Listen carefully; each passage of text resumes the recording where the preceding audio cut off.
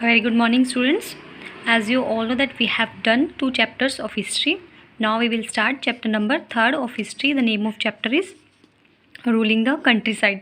Ruling means rule करना और country side means जो रूरल एरिया है, मीन्स विलेज एरिया है.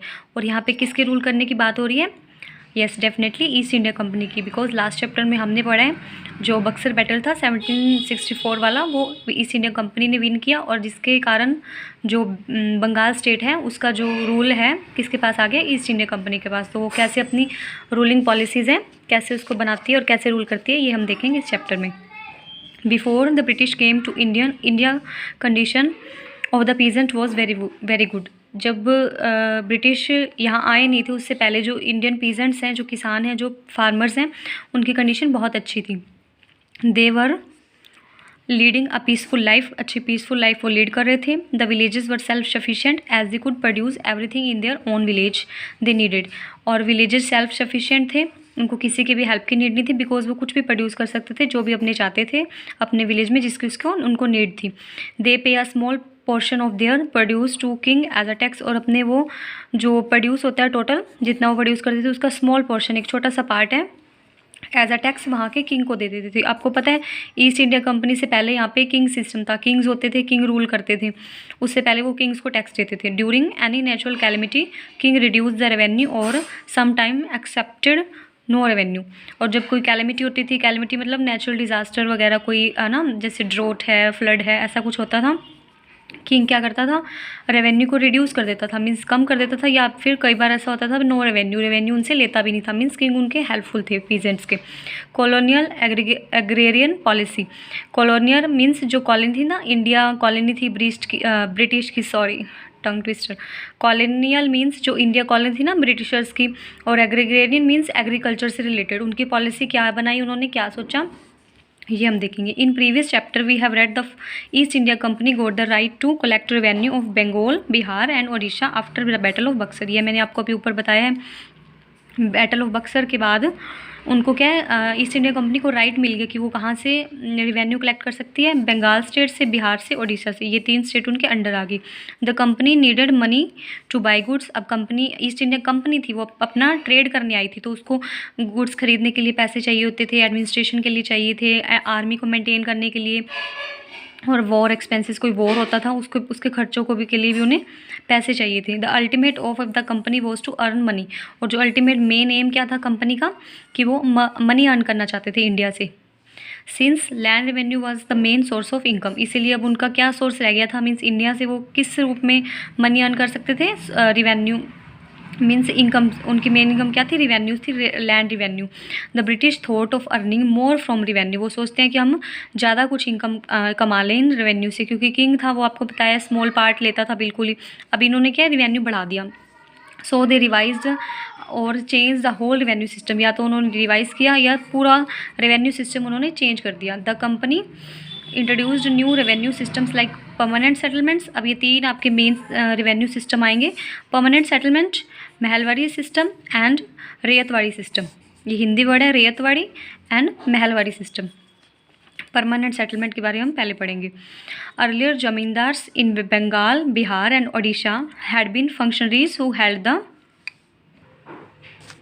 right to collect revenue on behalf of Mughal emperor and his representative the Diwan in Bengal. अब जो earlier पहले क्या होता था, जो ज़मींदार थे ना, जो ज़मींदार होते थे जिनके खुद की लैंड होती थी, उनको राइट था कि वो रिवेन्यू कलेक्ट करे किसके बिहाफ पे? मुगल एम्परर जो दिल्ली में था, और उनका जो रिप्रेजेंटेटिव था ना, जो बंगाल में दीवान जिसको बोलते थे, किंग से आपको छोटी पोस्ट मान लीजिए दीवान, वो बंगाल उसका रिप्रेजेंटेटिव मुगल एम्पायर का रिप्रेजेंटेटिव था. और वो उनकी देख रेख में क्या है, रिवेन्यू कलेक्ट करते थे. कौन? जमींदार. हम जमींदार की बात कर रहे हैं, जमींदार रिवेन्यू कलेक्ट करते थे. The diwan supervise the zamindars to ensure that they were neither lax nor overly stringent. When the East India Company was awarded the diwani और overlordship of Bengal by the empire following the battle of Buxar in 1764. लेकिन जैसे ही East India Company was awarded, जब उसको दीवानी right मिला कि आप बंगाल में से आप टैक्स कलेक्ट कर सकते हैं, किस फॉलोइंग बैटल ऑफ बक्सर के बाद, क्योंकि उन्होंने विन किया था battle. It found itself शो trained administrators especially those familiar with local customs and laws. और उन्होंने खुद को क्या पाया कि वो उनके जो ट्रेंड एडमिनिस्ट्रेटर्स नहीं है, specially those familiar with local and, उनको मतलब ट्रेन एडमिनिस्ट्रेटर चाहिए जो कि अच्छे से कलेक्ट कर पाएँ, जो पुराने टाइम में करते आ रहे हैं। और वो स्पेशली कौन से लोग चाहते थे कि वो ज़्यादा फैमिलियर हो, जो लोकल कस्टम और लॉज से ज़्यादा familiar. As a result land holders were unsupervised और रिपोर्टेड टू करप्ट और इंडोलेंट ऑफिशियल्स। अब जो लैंड होल्डर थे वो क्या हो गए, अनसुपरवाइज की, मीन्स उनको उन्होंने क्या किया, लोकल लोगों को वहाँ पे टैक्स कलेक्ट करने के लिए रख लिया। अब उनको सुपरवाइज भी नहीं किया गया, इसलिए क्या हो गए, वो करप्ट हो गए। The result was the revenue was extracted without regarded for future income और लोकल वेलफेयर। इसीलिए क्या हुआ, रिवेन्यू बहुत ज़्यादा उनसे लिया जाने लगा पीजेंट से, क्योंकि उनका कोई चेक नहीं करने वाला था, इसलिए उन्होंने बहुत ज़्यादा अमाउंट में रिवेन्यू लेना स्टार्ट कर दिया, जिससे क्या है मतलब उनको नुकसान होता गया। और लोकल वेलफेयर की कोई बात नहीं होती थी, मीन्स जब किंग पहले रिवेन्यू लेते थे ना, तो उसका कुछ पार्ट उनकी वेलफेयर में यूज़ करते थे लोकल पीजेंट्स की, लेकिन उनमें कुछ भी ना तो उनकी फ्यूचर इनकम के लिए कोई लैंड प्रोडक्शन की फर्टिलिटी बढ़ाने के लिए कुछ काम करते थे, ना ही उनकी वेलफेयर का, और सिर्फ रिवेन्यू कलेक्ट करते रहते थे। Many appointed as a tax farmer absconded with as much as revenue as they could during the time period between inspections। अब जो जिनको अपॉइंट किया था ना टैक्स फार्मर, जिनको टैक्स कलेक्ट करने के लिए, ब्रिटिशर्स की बात हो रही है, ब्रिटिशर्स ने कुछ ऑफिसर अपॉइंट किए फार्मर्स को कि आप रिवेन्यू कलेक्ट कीजिए, और उन पे छोड़ दिया सब कुछ चेक नहीं करते थे, तो वो क्या एब्सकंड हो गया। एब्सकंड मीन्स भाग गए वहाँ से, जितना ज़्यादा रिवेन्यू वो ले जा सकते थे कलेक्ट करके ले गए उस टाइम पीरियड में, जब इंस्पेक्शन हुई, तब इंस्पेक्शन का टाइम आता था तब वो भाग जाते थे। The British Parliament took note of this disaster consequences of the system, and in 1784 the British Prime Minister William Pitt the Younger directed the Calcutta administration to alter it immediately. In 1786 Charles Cornwallis was sent out to India to reform the company's practices। अभी क्या होता है, जब इतना बड़ा कुछ हो रहा था इंडिया में, तो ब्रिटिश पार्लियामेंट है ना, उनके नोटिस में आई ये बात, भाई ये तो बहुत गलत हो रहा है। तो उन्होंने क्या किया, 1784 में ना ब्रिटिश प्राइम मिनिस्टर ने, जो कि विलियम पिट द यंगर उनका नेम है, उन्होंने क्या किया, कैलकट्टा में जो एडमिनिस्ट्रेशन चल रहा था उनको जाके बोला कि आप इस सब को अल्टर कीजिए, रोकिए, ख़त्म कीजिए इमीडिएटली।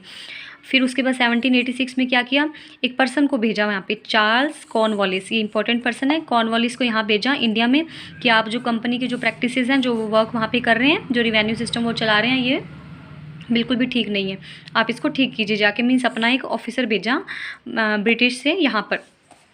नेक्स्ट है परमानेंट सेटलमेंट। अब हम परमानेंट सेटलमेंट क्या था ये हम पढ़ेंगे, जो कॉर्नवालिस यहाँ लेकर आए।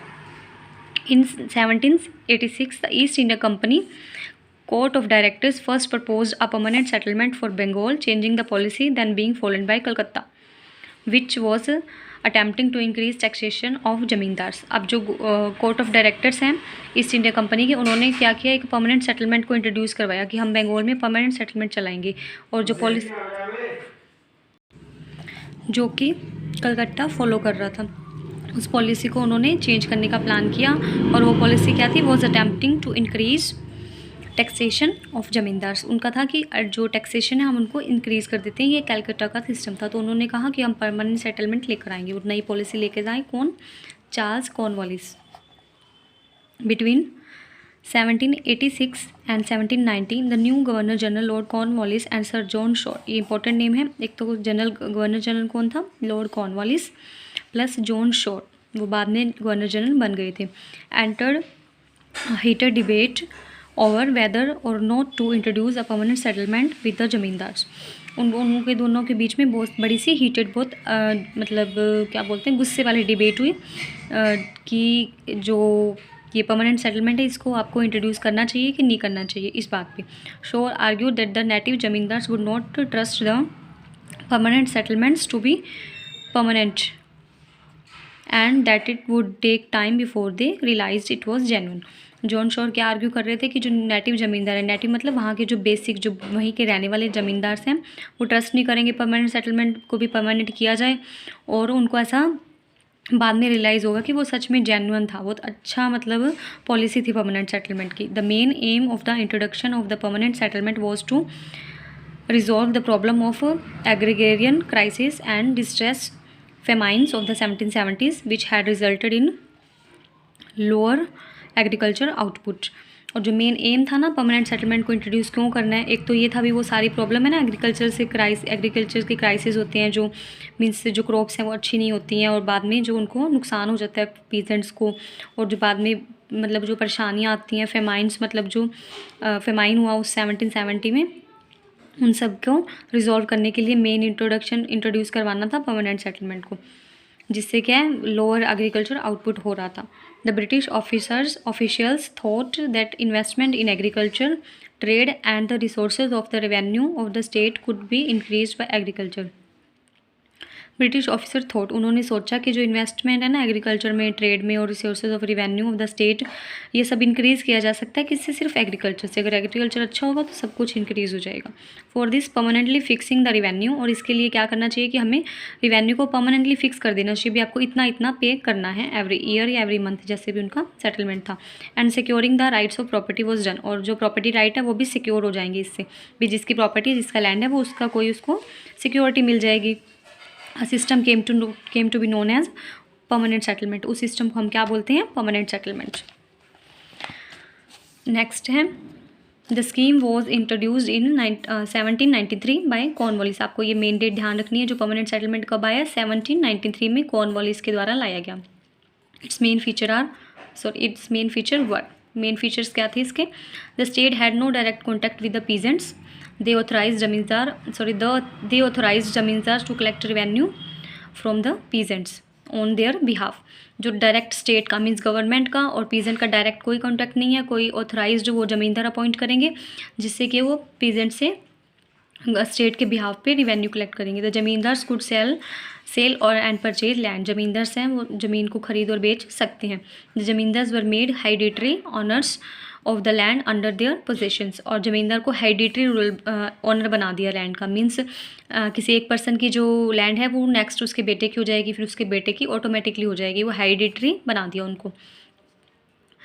दे and their successors exercise total control over lands, means zamindar और उनके जो सक्सेसर्स मतलब आने वाली जो उनकी पीढ़ियाँ होगी उनका टोटल कंट्रोल होगा उस लैंड पे। They were asked to collect revenue from the peasants, और उनको पीजेंट से रिवेन्यू कलेक्ट करने के लिए बोला जाएगा। Every year they had to pay a fixed amount by a certain date, और एवरी ईयर मैंने आपको बताया ना, एवरी ईयर या मंथ, एवरी ईयर होता है परमानेंट सेटलमेंट, उनको एक फिक्स अमाउंट पे करना है एक सर्टेन फिक्स डेट पे। The companies share in revenue was fixed permanently with the zamindars, जो कंपनी का शेयर है in the revenue was fix, और वो भी रेवेन्यू में फिक्स था, परमानेंटली जमींदार्स का फिक्स था। This system was fixed which gave fixed and regular income to the British, और ये जो सिस्टम है फिक्स हो गया था, this system was fix with gave fix and regular, इससे क्या ब्रिटिश को फिक्स और रेगुलर इनकम मिलने लगी, क्योंकि एवरी ईयर एक फिक्स अमाउंट उनके पास आ जाता था, भले क्रॉप्स अच्छी हैं भले नहीं हैं, भले वेदर अच्छा रहा है, रेनफॉल अच्छा हुआ है नहीं हुआ है, डजेंट मैटर, उनको रेगुलर और फिक्स इनकम मिलने लगी ब्रिटिश को। The zamindars who collected revenue were only interested in collecting money, और जो जमींदार से वो और भी ज़्यादा मीन्स सिर्फ वो किस में इंटरेस्टेड थे, वो रेवेन्यू कलेक्ट करने में। पीजेंट्स का मतलब उनसे कोई उनका कनेक्शन नहीं था। Zamindars never invested to improve the land production which resulted in reduction in production, और ज़मींदार ने कभी भी कुछ इन्वेस्ट नहीं किया, कुछ मतलब वो टैक्स कलेक्ट करते हैं तो उनका फ़र्ज ड्यूटी क्या होती है कि वो कुछ इन्वेस्ट करें लैंड की प्रोडक्शन बढ़ाने के लिए ना, इम्प्रूव द लैंड प्रोडक्शन, जिससे कि ये जो प्रोडक्शन है बहुत बैड होगी, बहुत कम होने लगी। Time to time they increase the amount of revenue to satisfy their selfish interest, और टाइम टू टाइम वो क्या करते रहे, अमाउंट बढ़ाते रहे रिवेन्यू का अपने सेल्फिश इंटरेस्ट को कंप्लीट करने के लिए। The revenue to be paid to the company was very high, और जो रिवेन्यू कंपनी को पे करना होता था वो भी बहुत हाई था। Also the rent paid by peasants to zamindar was equally high, और जो रेंट पे करते थे मीन्स जमींदार की ज़मीन होती थी ना, उन पे सिर्फ वो प्रोडक्शन करते थे तो उनको रेंट भी पे करते थे, वो भी बहुत हाई था, जिससे क्या which made the lives of the peasant difficult, उससे पीजेंट्स की लाइफ बहुत डिफ़िकल्ट होगी। They also took the loan for this, उन्होंने बैंक से लोन भी लिए इन चीज़ों के लिए। When they were not able to pay the rent they lost their land, और जब वो रेंट पे नहीं कर पाते थे तो वो अपना लैंड लॉस कर देते थे, ज़मीन उनकी चली जाती थी। The British and zamindar also faced a bit due to the features of this settlement. अब जो ब्रिटिशर्स हैं और जो ज़मींदार्स हैं उनको भी थोड़ा सा प्रॉब्लम आने लगी इस फीचर की, सेटलमेंट की फीचर से। As the revenue was fixed और regular in case of drought when peasants were unable to pay revenue, zamindar were force to pay revenue to the British. अब जमींदार को क्यों प्रॉब्लम होने लगी? Because in case of drought, revenue तो fix था लेकिन drought अगर कोई सूखा हो, मीन्स रेनफॉल ना हो जिस ईयर, उस ईयर क्या पीजेंट तो अनेबल होते थे, कुछ दे नहीं पाते थे उन्हें, बट ज़मींदार को फोर्स किया जाता था कि आप रेवेन्यू दो ब्रिटिश को भी, हम नहीं सुनेंगे, आपको पीजेंट से लेना है तो लो, नहीं तो हमें तो आप दोगे। Zamindar who failed to pay the revenue the company lost their title of zamindari, और ज़मींदार जो कि रिवेन्यू नहीं दे पाते थे ब्रिटिशर्स को, वो अपनी ज़मींदारी का टाइटल है लॉस्ट कर देते, खो देते थे। When production increased the company never benefited from it, और जब प्रोडक्शन बढ़ भी जाती थी तो भी कंपनी को कभी बेनिफिट नहीं होता था, क्योंकि वो सब क्या ले लेते थे, ज़मींदार ले लेते थे। Also they could not increase the revenue, it was fixed, और ज़मींदार उतना रिवेन्यू इंक्रीज़ भी नहीं करते थे जितना कि फिक्स होता था। दस the permanent land revenue settlement involve 3 parties. इस तरह से जब वो परमानेंट लैंड रिवेन्यू सेटलमेंट आया ना, पॉलिसी आई, तो 3 पार्टीज़ बन गई। कौन कौन सी? गवर्नमेंट, एक तो गवर्नमेंट, दूसरी ज़मींदार और तीसरी पीजेंट्स। ये 3 अलग अलग ग्रुप बन गए। पीजेंट्स अपने लिए दुखी थे, ज़मींदार इसलिए दुखी थे कि अगर पीजेंट नहीं देते तो हमें पे करना पड़ता है, और गवर्नमेंट इन दोनों से ही अपना फ़ायदा चाहती थी। इस तरह से 3 पार्टीज़ होगी। As per this settlement the role of the government and zamindar was fixed. इस सेटलमेंट में गवर्नमेंट और जमींदार का रोल तो फिक्स था, but the role of peasant was not at all defined and the peasants were put at the mercy of the zamindar. इसमें peasant का कोई role नहीं था, पीजेंट सिर्फ उनकी दया पे रहते थे जमींदार की। Thus they were the worst affected due to this settlement, और सबसे ज़्यादा बुरे अफेक्ट कौन हुए इससे? पीजेंट्स। तो इस सेटलमेंट का सबसे ज़्यादा नुकसान किसको हुआ? पीजेंट्स को हुआ। दैट्स वाई फिर इसको आगे जाके इसको हटाते हैं, क्या करते हैं, नया सिस्टम लाते हैं। नेक्स्ट है महलवारी सिस्टम, इसको हम करेंगे नेक्स्ट क्लास में। So students, have a nice day.